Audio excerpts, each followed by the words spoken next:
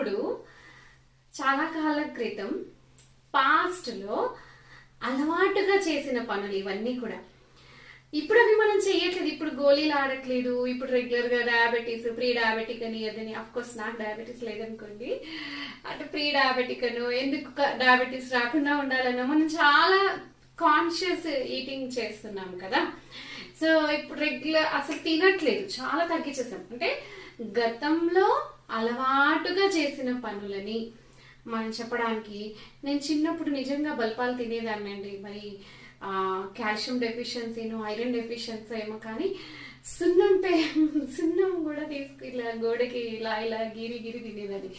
So ఇప్పుడు అస్సలు అవసరం పడట్లేదు, ఎందుకంటే మనం ఎనిమిక్ నుంచి బయటపడ్డాం అన్నమాట.